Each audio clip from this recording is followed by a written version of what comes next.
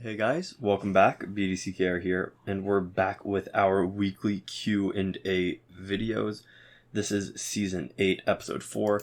It's been a little while since we mentioned this. If you are currently on the YouTube video and you want to listen to this on the go, or just download it, or listen in an audio-only format, you can listen to this on all the major podcasting platforms. Right. Links in the description for all of that. I know we've got a couple people who listen that way, but I imagine that we don't pull over people at that higher rate for the sort of numbers we're drawing. Right. And if you're one of the people who apparently exists who's discovered this on podcast only first, we have a YouTube channel, BDCKR Gaming, I guess, that you can check out just in case. I don't know, you might like some of the other stuff. We talk less about politics and more about injustice in our other content, so if that's something that you're interested in, you can go there.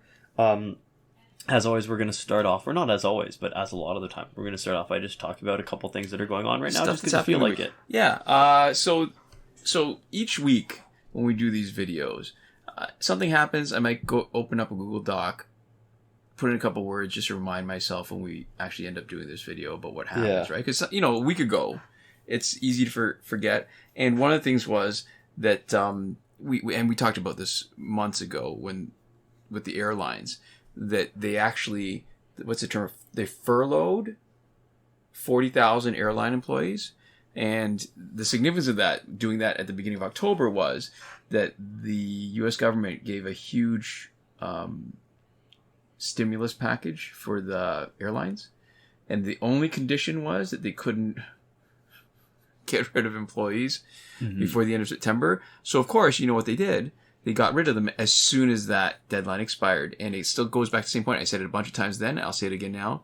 If you really want a stimulus package to work, you give it directly to the employees. Yeah, you give it to the people who it's actually supposed to be for. Right. And the argument I've heard is that the airlines they go belly up and we need airlines and all that. And that's fine. It's true. We do. But let's not kid ourselves. If an airline goes bankrupt, their biggest assets are their planes. They don't magically rust through and become unflyable after. And if the airlines that have been doing such a bad job of running their business and spending all their money buying back their own stocks were to go belly up, I don't know that I'd have a lot of sympathy for that. And there's going to be people who are holding enough money who are willing to take advantage that vacuum that's left by an airline going under and the demand for air travel. If there is still demand, they buy some airplanes on the cheap and then they have a chance to run a business differently. Yeah. But that seems like so long ago, because since then, so Trump gets coronavirus. And when I first wrote that last week to remind myself for this week, it seemed like such a big deal. I thought there's no way there could be anything bigger. And then he gets in a car, a couple days later, when we're talking about something where oftentimes there's big ups and downs, right, in the course of the disease, where you might be feeling not too bad right away when you tested positive, and then people crash like huge. So a couple days later, he's driving around in a car, in one of those Secret Service cars, where they're hermetically sealed to protect against gas attacks and stuff. So what he's doing is just sort of for a photo op. So he's exposing all those Secret Service agents to his contagion. And then, and I thought, so now we've really hit the pinnacle. And then he gets discharged Monday back to the White House. Yeah. And takes off his mask as soon as he gets there, which I'm guessing is great for all the people who work at the White House. It's terrible. I mean, it's weird, right? Because one of the reasons that Melania said that she wasn't going to be visiting Donald Trump at the military hospital was because she didn't want to expose all the Secret Service agents to her infection, having to drive her there and back. Yeah, but he obviously doesn't care. And then I guess, and it really comes at you fast, because then even over the weekend, Jonathan Price, who's black, was killed just out near Dallas trying to break up a domestic conflict at a gas station. So when I say domestic, I guess it was a couple that were together. Stepped in, police came, they tasered him, and they shot him while he was convulsing because I guess his movements, they perceived it as a threat. And I guess the only good thing that came out of that was that the police officer who shot him, was arrested 2 days. I mean, 2 days is still 2 days too long, I think. But clearly, if they had the will to do that there was maybe security footage from the gas station that was pretty compelling to show that, there really wasn't a great reason to shoot somebody who was trying to be helpful. Apparently, according to the eyewitness accounts, had his hands up explaining to the police what was happening, and got shot for it. Tasered and shot for it. Yeah. Oh, and right before, Eddie Van Halen's dead. Yeah, like literally right before we started recording, you got the news.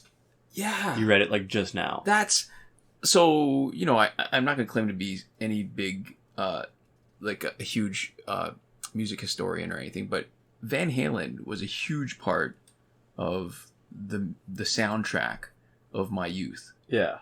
And it was always interesting to me. Like, there was the first time I'd heard a band and realized that despite how we maybe see a lot of bands where the lead singer, this was great and Almost Famous, where they really, made that that story a big part of it, right? And it seems pretty obvious that with very few exceptions, most bands are identified by their lead singer. Yeah. And Van Halen was, one Van Halen was a guitarist, one Van Halen was the drummer, and Van Halen at the time that I listened to them when they were really popular, the lead singer was David Lee Roth. Mm-hmm. Which is interesting. It sort of blew my mind a little bit that the most important people, or not the most important people, the people that were important enough to name the band after weren't necessarily the lead singer. Mm-hmm. Yeah, so there's constantly tons of stuff going on. I think that there's too much news all the time now. Well, 2020's like been a wild year. Yeah. We're almost, we're getting close to the end. We're most of the way through. Which feels so weird because it felt like it's been such like a truncated year. It feels both like it's been going on for so like far too long. Yeah. And also it hasn't, we're like halfway into 2020. Yeah. I will, yeah. The thing is, as you get older, it's supposed to get faster, right? Yeah. And it's totally not. Because like each consecutive year is supposed to be a smaller fraction of your life. But this year feels crazy. Like it's felt like it's been, there's been a bit of time dilation where it almost feels like stuff that's happened this year happened years ago. The weird thing, it feels like stuff that happened like last week happened like a month ago. Because there's just, the news cycle is something else right now. Yeah. Maybe with 10 years from now, we'll have better perspective to realize whether this was really such a big deal as it feels like it is now. Yeah. I mean, how many pandemics are we going to have? Who knows? Hopefully no more. Yeah, yeah. Well, any of us are still alive. Yeah. So let's get to the questions, I guess. Yeah. So our first question comes from Nicholas Portan, and they say, question or maybe Portan. As always, let us know for any of the names that we're pronouncing here if you want us to pronounce them correctly. Or you can just tell us we did it wrong. You don't need to tell us how to do it correctly. You can just That's fine. Say, hey, you screwed it up. And then let us guess next time how to pronounce it again. But anyways, Nicholas says, question 1, thoughts on Red Sun Batman? 2, are you guys brothers? I think one sounds a tad older. And 3, is it true the worst gold character is Elseworld Flash? His passive is just as good as any other decent good gold character. Alright, so first parts, I think... Alright, let's break it down. Thoughts on Red Sun Batman. So Red Sun, bit of history here. The Red Sun team used to be only 3 Red Suns. Used to be Wonder Woman, Superman, and Solomon Grundy. Yeah. They were the absolute best team. Yeah. Could only get them as rare drops in the Challenge Gold pack. Or as a specific pack that would give you all of them. So like 600,000 or something So like there used to be a Red Sun pack.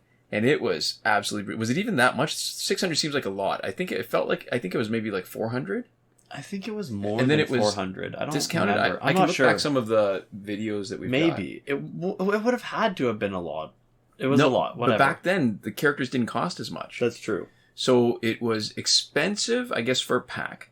But it was really good deal for the fact that you get 3 characters. Part of me thinks it was 400. Maybe. Because then it was like 133,000 for each one, which at the time was not a small amount. Yeah, that sort of makes sense. It's almost the same cost as double per daily discount gold packs. Yeah. That probably something like that. Yeah. So back then it was a great team. So Solomon Grundy had the health boost, Wonder Woman had the energy gen boost, the power gen boost, and Superman had the basic attack damage boost. So I think right now the best Red Suns still Red Sun Wonder Woman, because the power gen is not factored into fights. Power gen is always a great ability. It helps all the fights, and it hasn't changed any because specials are still important.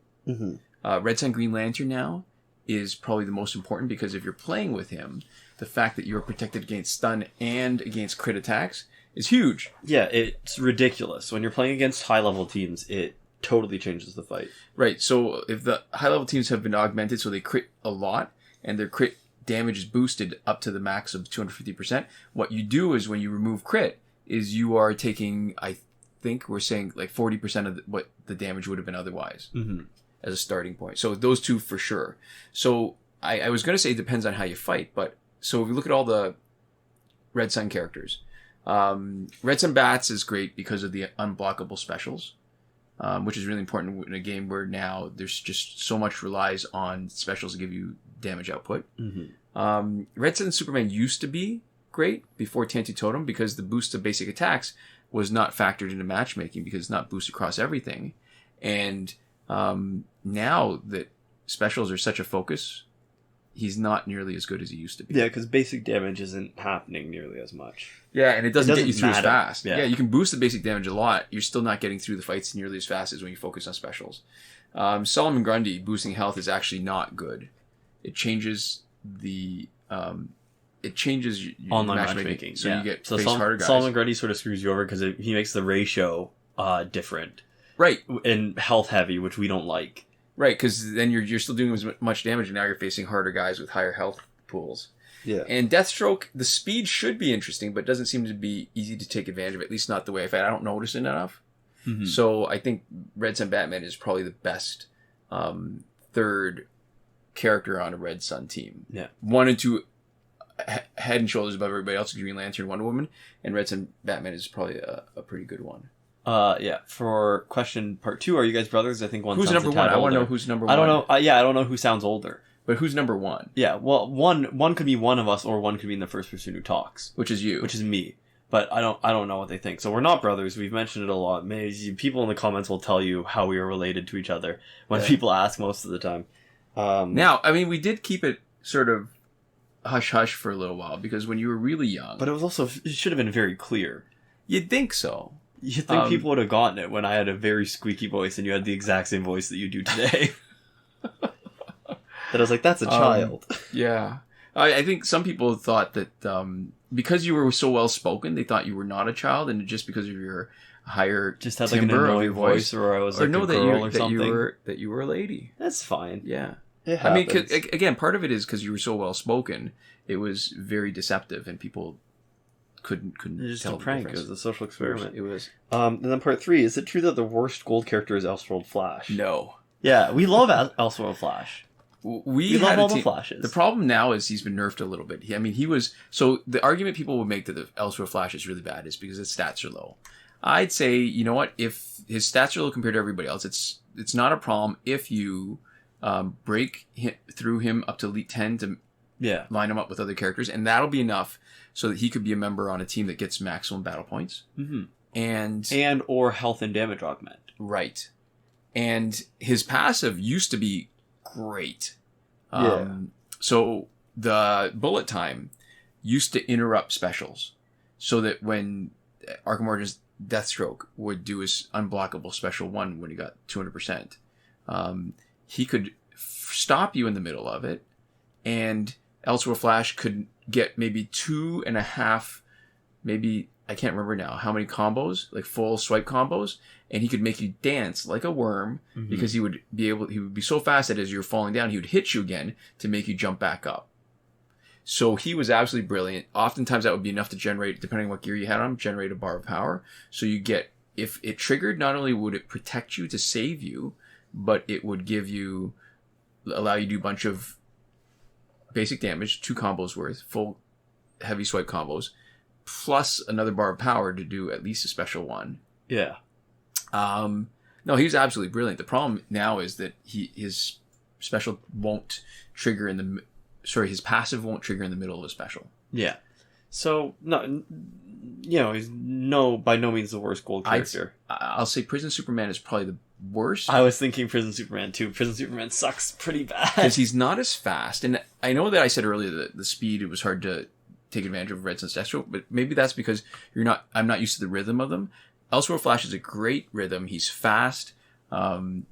He's faster than Prison Superman, and they both fall prey to the same thing. If their passive doesn't trigger, if their health doesn't hit in the right slot to trigger their passive, then it's a wasted passive. But I would much rather have a passive like that where you get with so much more offensive potential. Yeah. So you get a little bit of health and it just trickles up a little bit. But while in the middle of it, you can still knock him out because he doesn't get all the health at once, which is less effective. Are there any? I mean, Boss Solomon Grundy is a little bit tough. Oh, Solomon Grundy's kind of suck. I'm having trouble. Haven't been able to find a good use for him because having a ride that low level health to maintain his boosted damage. Oh, what was funny was when he was first released. I don't know if everybody remembers this. When he was first released, you could actually let his health go down, but then heal him so he'd have full health. Yeah, and then he would still keep his boosted damage, which was better. Yeah, that was a lot of fun. Also not overpowered. Yeah, the problem is he's so slow on top of everything. If he's a little bit faster to take advantage of the boosted damage when he's low health, that might be better. And I guess if you really were working at it, you could pair him up with John Stewart, Green Lantern, and maybe Astro Harness. Yeah. But there's just not enough time.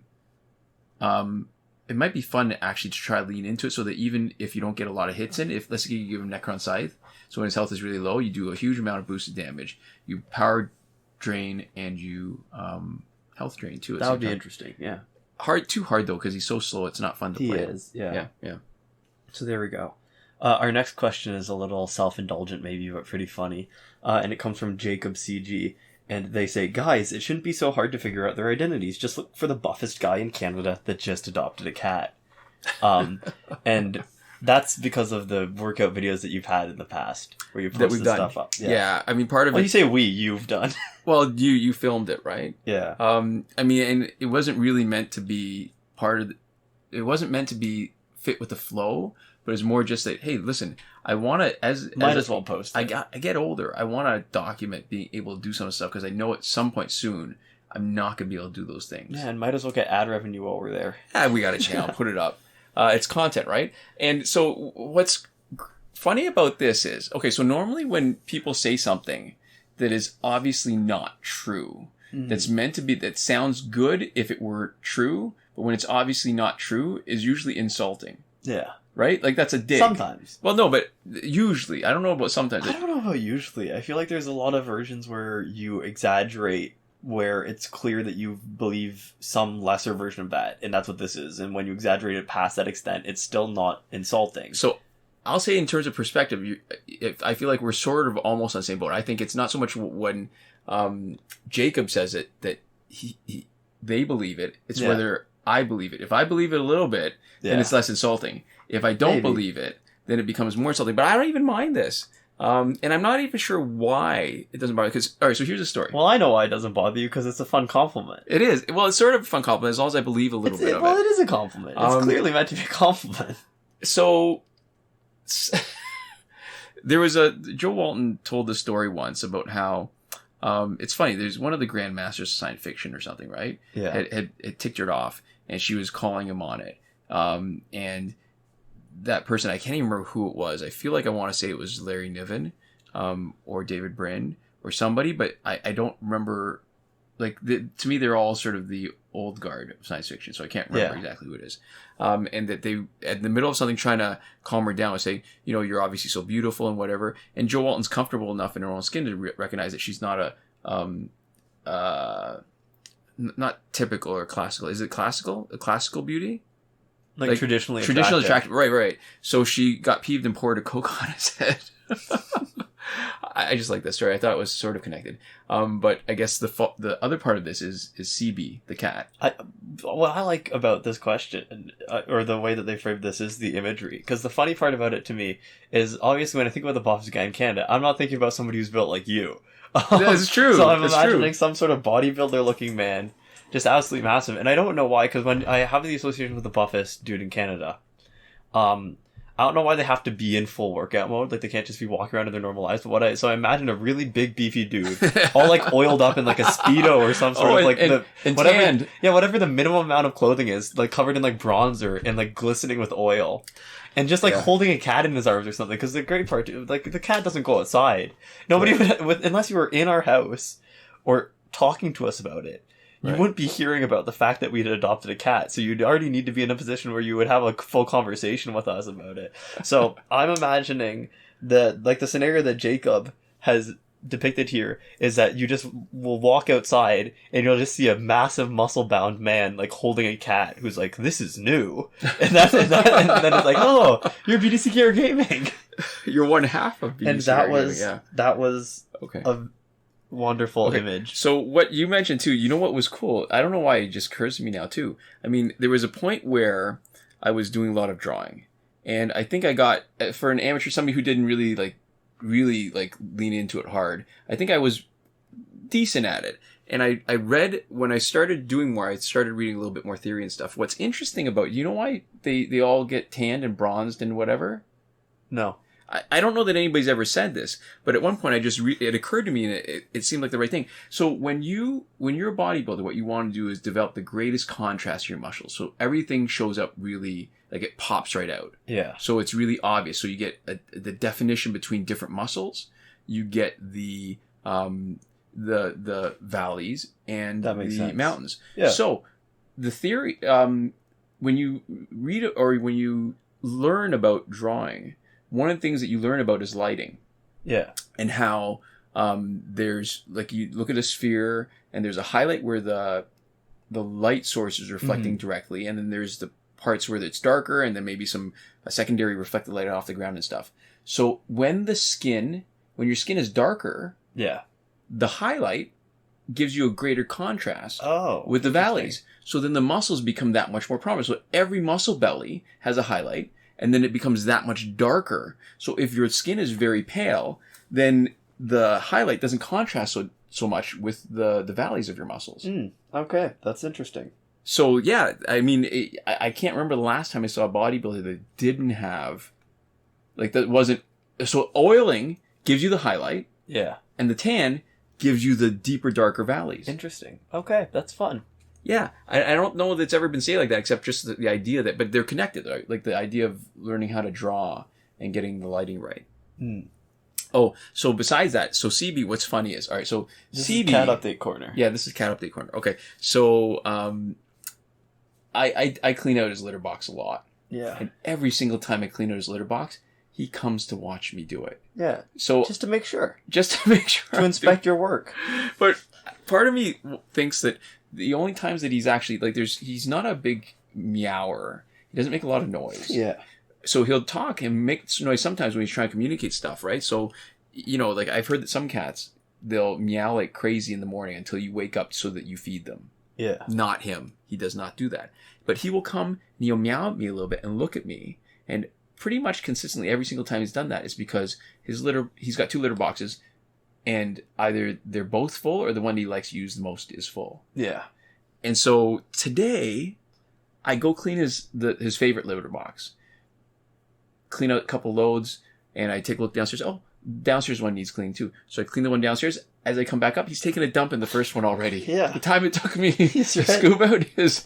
So he was ready, and he was waiting for me because he was looking at me, and he was talking to me. It was almost like, I really need to go. Yeah. Don't take too much time. It's a little nasty in here. So,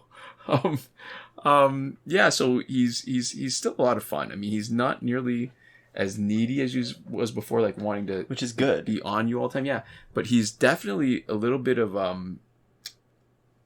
He gets into stuff. He's a troublemaker, yeah, and sure. He's figured out the idea of door handles, but he doesn't have the mechanics. So in our house now, pretty much all the door handles we've replaced with the lever door handles, but not the straight ones. It's the curved ones. And it's the kind of curved ones where most people, I think, who install them upside down from the way they were intended, because they're supposed to be the tail end is supposed to be concave or convex up. So from the edge, it goes up a little bit, and then it goes down as you get closer to the place where it's actually attached to the door. Right.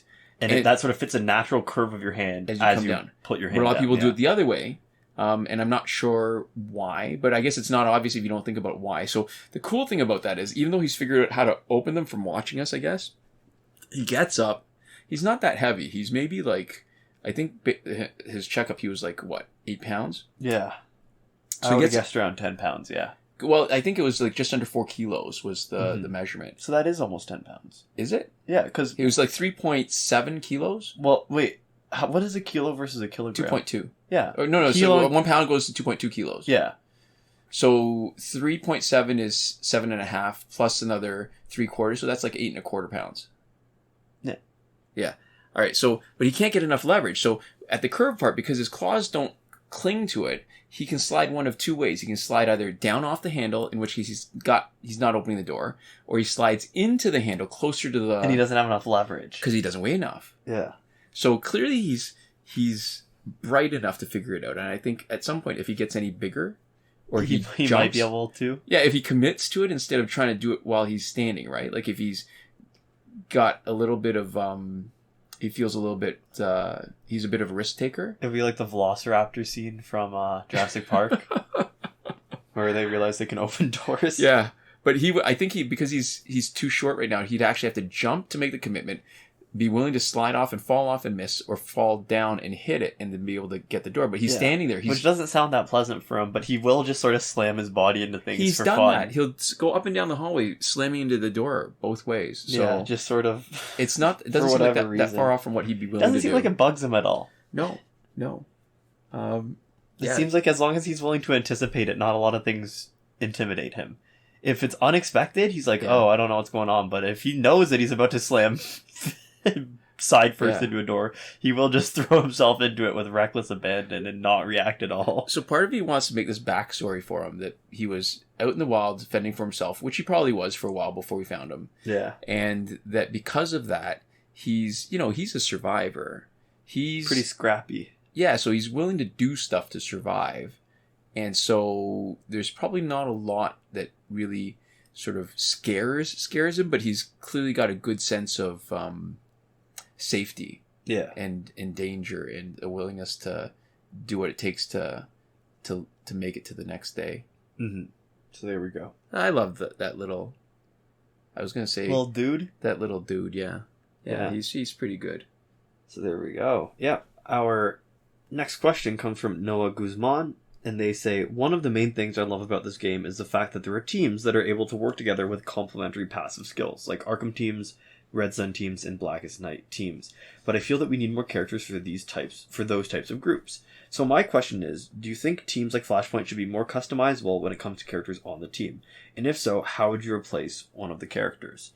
So, you've got some stuff about Flashpoint teams and sort of addressing the question directly. What I'll say is, I like those teams because they tend to be really good. Yeah. What I actually like better is when there are people that do the same sorts of stuff, but you aren't restricted to just having team synergy, and you end up being able to do a lot more with them, because you have to sort of figure out where the synergy is instead of having it done for you. Right. So characters like Hawk Girl, right? With her Prime with the tag in, tag out? Yeah. Oh, yeah. With her tag in, tag out, right? That's not anybody specific. There's no specific team that she's better for.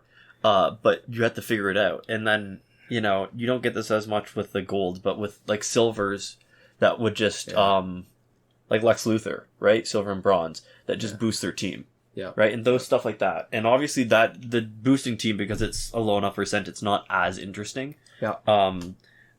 He's more just like a, sort of like a crummy gear than anything else. Yes. I don't know if that came up on the audio, but that was, that was him slamming into something, speak of the devil.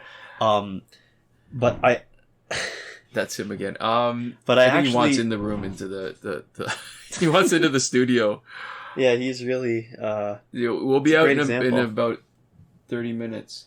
Yeah, but, The important part of what I was saying is just that I actually think, in general, I like it better when it's not as prescriptive, and there's more options between it. So more than having more choices for customizing within a team that only works with the team, I would actually, if I could see something else, I'd rather see people who had the opportunity to work in interesting ways with anybody, and wouldn't necessarily be not the kind of characters who are like a must-have on any team, but the kind of people who complement other people in a variety of different ways, and there's sort of puzzling out to do to find what team they fit best on. Yeah.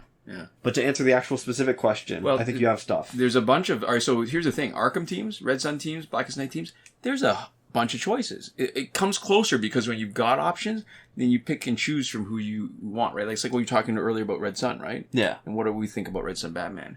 So the interesting thing is that Noah ends on asking about Flashpoint, where it's a really powerful team. They've all got synergies. Holy crap. It's like he's getting ready to break in. I hope this is coming up in the audio and that it's not just out of earshot or like the wrong frequency for the mic to pick up, because there's a lot of noise. Yeah, that's totally CB. All right. So the thing is, there's only 3 Flashpoint characters, right? So when you say customizing, it would mean just putting in somebody who's not a Flashpoint. So here's the thing. Flashpoint Batman makes everybody else better, right? They're all stronger. They get boosted crit damage. He's the most important one of the 3.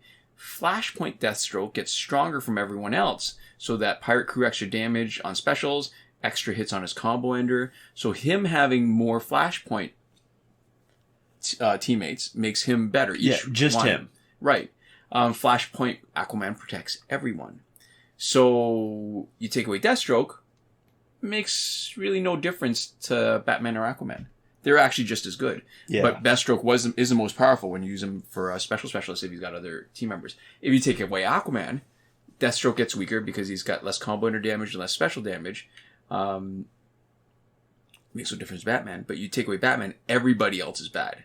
Yeah. So the other way I guess you could frame it is the Flashpoint team is strong enough that you can replace everybody except for Batman. with just other people, yeah. Yeah, and we've done that too, right? We've got teams where Flashpoint Batman makes a spectacular basic damage dealer on his own, but taking him away weakens both Aquaman and Deathstroke so badly that they end up being sort of wasted characters, right? So everybody's replaceable but Batman, and if you replace Batman, the whole team sort of falls apart without him. Yeah, so we have that one version of our Justice League team that maybe isn't as fast as Flashpoint, but with New 52 Wonder Woman and Flashpoint Batman as the basic damage dealer, New 52 Wonder Woman as a specialist, and pick an Aquaman. I mean, I like Injustice mainly because he can reverse damage over time, which is the one kind of weakness of this team. He's great. Like, it is. But it's just too good to break them all up. Yeah, for sure. So there we go. So I guess, maybe the conclusion was that, I think I agree with you. I think there should be more options. Yeah. Yeah. But like just in general, not necessarily just for Flashpoint. Yeah, exactly. Yeah. So our next question comes from Lem T. And they say, or I guess this isn't a question. This is one of the comments that we get sometimes. We get some of those too every once in a while. Who knows? Yeah. All kinds of things. People will just say whatever on the internet. Really? Yeah. I think so. Seriously.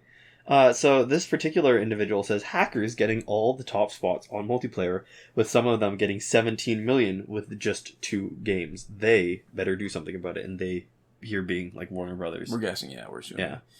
Not the or unless hackers. they mean other hackers, yeah. You need some white hat hackers who are like going in and wiping people's accounts. So I want to, I guess, to talk about maybe the underlying feeling behind this is, it sucks. It sucks that there are hackers at the top of the board. If it weren't for that, I think there would have been a few seasons where I'd try to get those, the first, second, or third place badges. Yeah. Week off holiday, no other big commitments, spend a couple hours each day. It would have been fun just for the sake. It was like doing Survivor. Yeah. It was fun for the sake of doing it. Do it once. Yeah. But so the sad part is it does take away any motivation for that upper volume of play, right? Yeah. First, second, and third place don't really feel attainable when whether or not you get them is just based off of whether or not somebody else hacks on a given season. Yeah. And it has nothing to do with sort of the effort you put in, and that, you know, you can always get one up even if you put in however many hours, like every hour of every day. Somebody can just hack above that in like however long it takes. I don't know how long that probably like it's probably pretty fast. Yeah. I imagine once you know what you're doing, I can't imagine that kind of thing would take more than like 20 minutes or something. I guess yes and no. I guess it depends on how they do it, because, you know, I would have thought that, except, you know, there's when you look at some of the stuff that people do, like script kiddies versus hackers, right? So people who put stuff directly in the game versus people who don't pay for credits. There were people that were willing to spend the money, or to not spend the money, spend the effort to get free Nth Metal, for example, and then spend the additional effort to open all those packs to Elite 7. That's true. Their metal characters, when metal characters still cost 40-something copies to get them to Elite 7. Yeah. That was a lot of time. That's true. Yeah. That's a huge commitment. So I don't know how long it would take, I guess, exactly, but it seems like for this kind of thing, I really don't know what's involved, because for online stuff, for hacking multiplayer, I imagine they must be sending artificial information to the server somehow or something like that. Because I can't imagine that they let local storing of data for battle points count, because you have to be online while you're doing it. And so I don't even know what the process would look like. Well, there used to be a way. I mean, we never popularized this because that was the one sort of the bright red line. It was the one sort of just that little too far for us. Was, remember when you could get the credit for winning without actually having to fight? Yeah. And you could just back out and come in, and you could just multiply your battle points really quickly. Yeah. So maybe there's something like that. I mean, what you're not storing the data locally, but you're just triggering something and doing it over and over locally. Yeah. I mean, who knows? It'd be interesting. It'd be interesting to know, but it's not actually that useful, because then it becomes no longer playing the game, but just doing the work of triggering the battle points, right? Mm-hmm. And that always bugged me a little bit when the stuff that you're doing ends up being more work and more time spent than actually playing the game. Mm-hmm. So there we go. Yeah, and I think that's it. We can move on to our next question from Ember Mist, and there's a bunch of different parts to this. Just to start out, I might be wrong, but I do know that the water shield reduces 40% additively. Granted, the healing doesn't work how I thought it would, but reflect hasn't really changed. I guess I need to see for myself to find out, and I don't think there's too much to comment on there. We would also need to practically play it to see what it specifically looks like too. Yeah, so it's always interesting, right? Like, there's enough. It's not necessarily a bug, and in some ways it can be a feature when the wording of the gear is a little bit ambiguous. Yeah. It invites you to play and experiment with it to see what happens. Yeah. That's not a bad thing. Mm-hmm. Especially because it gets you most of the way, right? You get a general sense of what it does. The wording's never so bad that you don't really get a feel for what it's supposed to do. You just don't understand how that impacts play properly until you play with it and see the little quirks of it. Yeah, I know that some people don't appreciate the joys the same way, but I think you're missing out on the game. Like, it's a collecting game. It's a strategy game. It's a fighting game. It's all those things. And this is a big part of it, like figuring out what the strategy is. I mean, I know a lot of people when they're starting out feel like, I just want more power. I want to be competitive. I want to be able to fight. I want to be able to win. Yeah. But a big part of it is figuring out what actually works. That's a lot of the fun. Mm-hmm. Yeah. So, and then we've got a bunch of other parts to this, and I think we'll break them up and do them one at a time so that we're not referring to something that we talked about 20 minutes ago. Or although I don't know if we have the kind of time to go back and talk about something 20 minutes ago with the footage we have left. But so the next part, your response to my comment on Black Lives Matters is fine, but poor SS Junior Kazim. And then, quote, when we say all cops are bastards, we don't mean every individual cop is bad. What do you think people are going to think when they hear all cops are bastards? I think that's not an unfair criticism. I think that's fair. Because you can read it a lot of different ways, right? Yeah. So that it shouldn't be a cab, it should just be cab, where it is the general grouping, where a large proportion of them, more than you'd expect. So it's not all cops are bastards, but just cops are bastards. And to be fair, when people see ACAB and think one specific thing. I think the main issue with it as a phrase is that the way that you read it seems intuitive enough that you might already know what it means without having to look it up. But I think, I don't expect anybody to know what it means the first time they hear it. I think you either have somebody explain it to you, or you look into it yourself. And I think if anybody explains it, or if you look into it yourself, most, if not all, places are pretty clear about what it means. It is like that. The meaning that we're ascribing to it there is just the standard meaning. It is what it is what everybody who's using it in the historical sense means when they say it. But it's a little bit further down the path of being less ambiguous. So let's say, for example, another phrase that's intentionally misinterpreted, where Black Lives Matter, right? And that's more clear to me because obviously Black Lives Matter. Yeah. And why it's clear that it's wrong that when people say all lives matter, that analogy with, breast cancer matters. Not saying that all cancers don't matter. It's that you're pointing out one area where if you feel like there's a deficiency of attention, where people are treating it as if it's not true.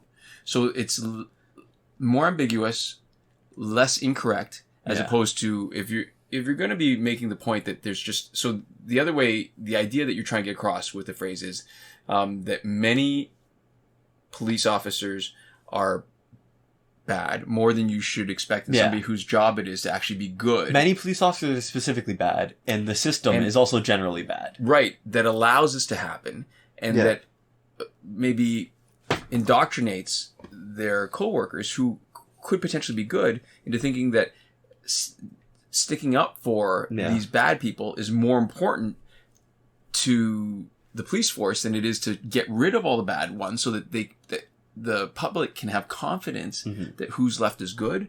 So maybe it's not entirely wrong to say ACAB, because if the default position is you expect ACAB, and that you get to be pleasantly surprised if you find some that are not. Because let's face it, there's something about the appeal of bossing people around and having a gun and being in control that will will select out people that maybe you don't want to be doing that in job. A very similar way that political power does for a lot of stuff. Yes. So there are more surface level understandable ways to say ACAB than ACAB, right? Like I've heard people talk about like how it's not bad apples, it's a bad barrel. Oh, but right? the phrase is what is it? A few bad apples. Yeah. And the finishing is that spoil the whole barrel. Yeah. Because they release some sort of gas, and so when you get one apple spoiling, it spoils the rest of them. That's the idea that's missing. It's like that other phrase about blood is thicker than water. Yeah. It's taken out of its original context to mean to illustrate the exact opposite point. The blood of the covenant is thicker than the water of the womb is the full phrase. Yeah. Yeah. And the water of the womb that's relative. Family. Yeah. That's family. That's or like crazy. Curiosity killed the cat, something brought it back. I forget what it is. But there's a lot of full phrases where the thing about aphorisms is that they are true when you use them and not always. And so there's a bunch of aphorisms, there's a bunch of phrases that are, people invoke to feel a specific way and they mean about a situation. And there's for every aphorism there's an opposite aphorism that is also used in similar in different circumstances, but to invoke the same sort of I'm doing the right thing. So this is what you're talking about, is how people who are trying to invoke a sense of patriotism in the U.S. are using Born in the USA as a rallying song. Yeah. When it's actually the song is actually about the exact opposite. Yeah. Which is, it's weird. Language is a weird thing. Mm-hmm. People are weird. So there we go. There's a second part to the comment. So this is still from Ember. The third and fourth and fifth. Yeah, but we'll do one at a time. Second part, which is on black crime. We should prioritize it over police killings. Don't look this up. How many unarmed black men do you think were killed by police? How many police interactions with black people do you think there are? Police definitely shouldn't be the priority. I don't think black on black crime should be the priority over everything. I think fixing the areas that it's happening in is the most important. And that's because the race of the people isn't the issue, it's mostly poverty. What group, perhaps a political party, do you think is running these cities? All right, so that's interesting. So I don't think there's, when the first part was, don't look this up, how many unarmed men do you think were killed by police? I think actually that's the most important thing you want to do. You actually do want to see the aggregate numbers. You want to see that in totality so that your own personal experience in one small area doesn't skew your perspective on what is actually happening systemically. Yeah. Yeah. And to me, the thing is, it's so much easier to legislate police than to fix poverty. Yes. Oh, that's it. So if you've got two big problems that are contributing, or two big issues that are contributing to one problem, then what do you do first? Do you only do the one that's the biggest contributor, but it's going to take decades, it's going to take generations, maybe centuries to fix? Or do you do the thing that's right in front of you that you can fix and make a small improvement, but actually make a measurable change right now? And that's if you had to pick. The real answer is that you do both at the same time. Because there's a lot of people working in government. There's a lot of people in the positions to be fixing these things. Yes. So you don't pick one or the other. You do both. Yeah. Right? And both are an issue. And I think when you talk about the political party part, I think when we're talking about the impact of racism, right? Yeah.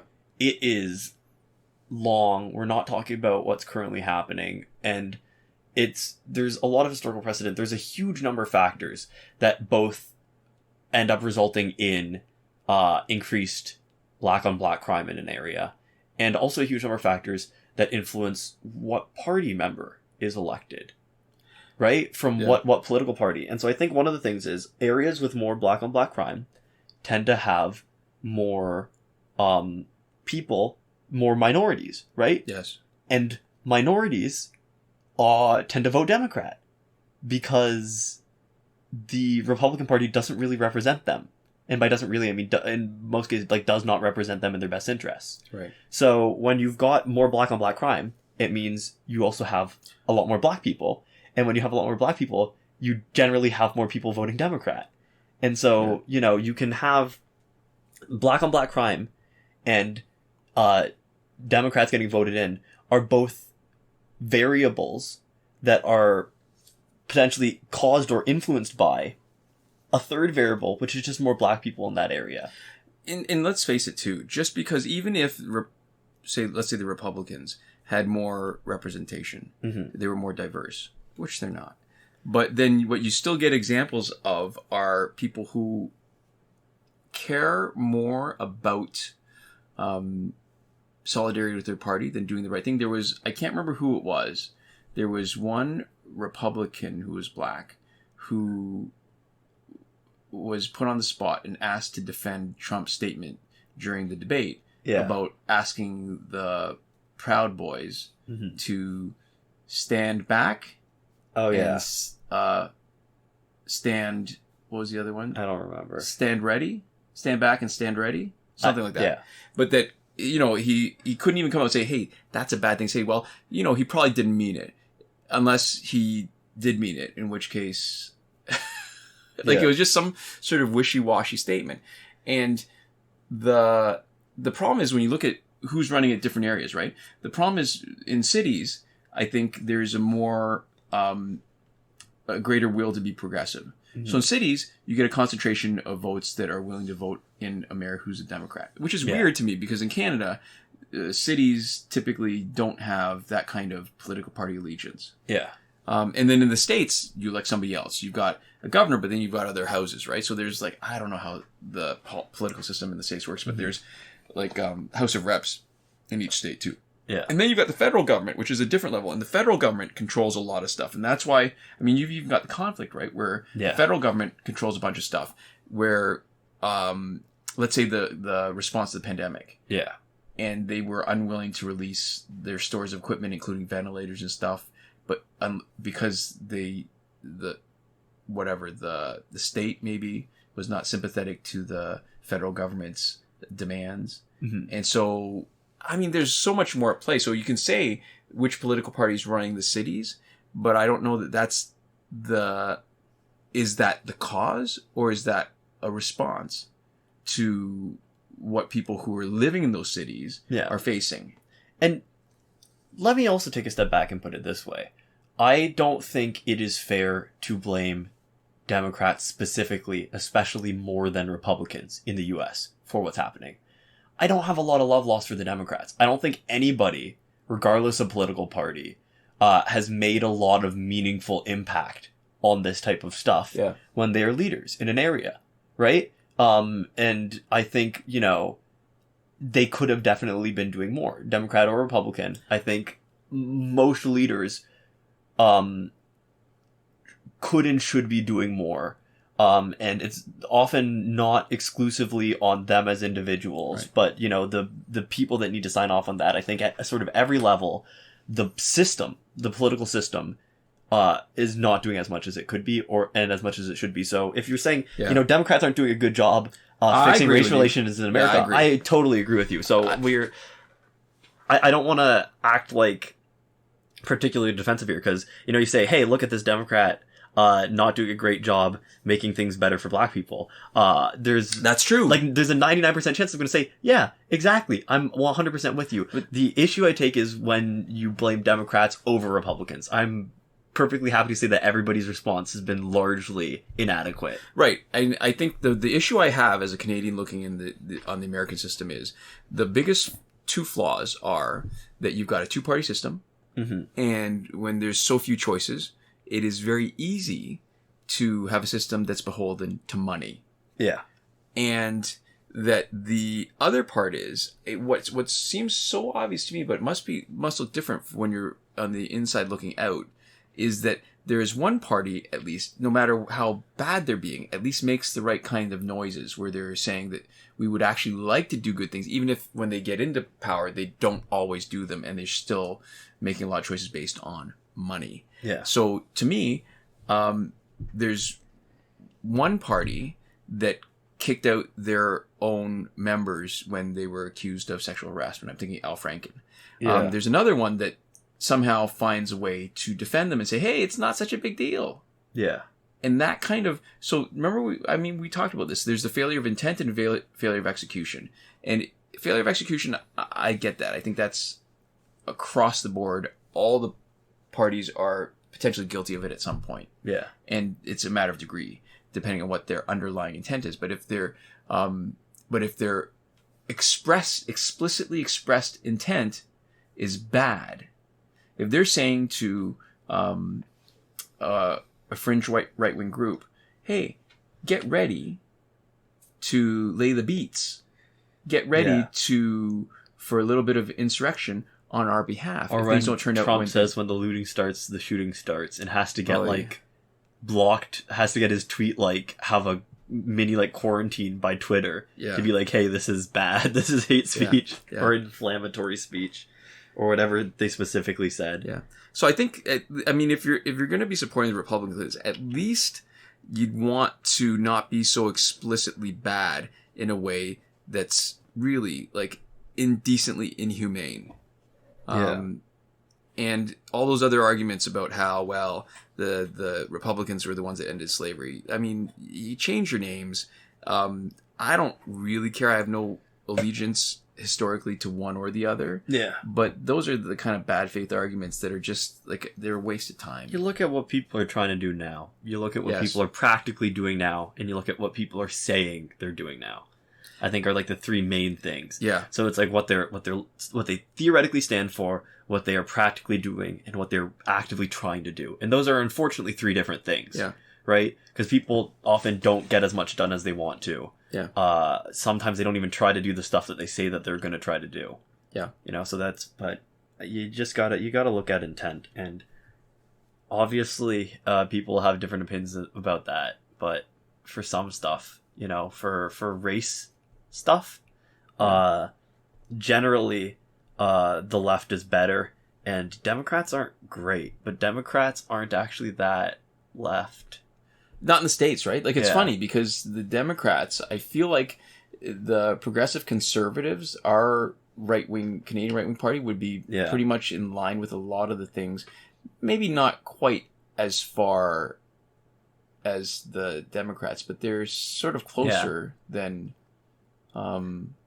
Yeah. One thing that's very funny is there I'm in like spaces that are pretty left wing, and people are joking a lot about how the Republican Party is saying all these things that are ostensibly supposed to be horror stories about what the Democrats are going to do if they get in. Yeah. That all sound pretty great. And then Joe Biden has to come out and say, we would never do any of those things. So so people are joking. They're like, wow, Trump and the Republican Party are actually describing a much better presidential candidate than Joe Biden. Yeah. They're explaining all these things that would be super cool if you did. And then Joe has to come forward and say, well, no, don't worry about it. We'll never do any of those things. Yeah, this appeal to the center thing is a weird thing to me. And I feel like they would, as a party, they would do so much better if instead of trying to work within the Overton window that they've got, is to try to yank it back to a place where you can have universal health care. You don't have to worry about going bankrupt because you are unlucky enough to have one bad illness. Yeah, I definitely like to have things end up that way, but I don't pretend to know how you get there. Yeah. So there we go. So we've got our next part. You know what? I don't think we have enough time to even read it. Never mind. We've got like less than a minute left. We'll maybe save it. We'll just do this last fight. Yeah. That's fair. It's not even a final crystal, so chances are we're not going to get anything good. The problem is that a lot of the times the what's that theory where you don't always reward every time, you reward it every once in a while? That's like schedules of reinforcement. Yeah, so that's like variable ratio or variable interval. So there's a prize. So you get nth metal, you get valorium alloy, and then you get one sort of random thing in a booster pack. But most of the time it's cards. Oftentimes it's just not even a great card like XP. Yeah. And then every once in a while you get a really great character card. And you think, wow. I remember one time we got an Arkham Knight Batman in one of the non-final crystals. Yeah. And it really pushes you to keep going with it. That was it. That was just cash. Yes, there we go. We were just going to blaze past it. I thought we had a lot of time to talk today, and I was worried that we were going to fill it. But yeah. So there we go. Yeah, we've got some words to say to some people. So first off, a quick shout out to Eliza the Alcoholic Caton. She doesn't drink, but she had to act wasted for a friend's class project for a quick video. And this shout out has been brought to you by Academy Award worthy acting skills. We'd also like to give a huge thank you to everybody who has and continues to support us on Patreon. That is Console Peasant and Edwoon at the top tier last word. Mohammed Albshaiti at the Your Message Here tier. Shawn Farrell, Daniel Simonson, Aaron Maule, Michael DeVries, Brandon C., and Irvin Ruiz, who support us on the credited level. And Chris Wolf, Scarlet Danny, Awesome Gamer 241, Pavu RS, and Gavin Molat at the gratitude level. Here we go. Thank you guys so much for watching. We'll see you next time. Komoda.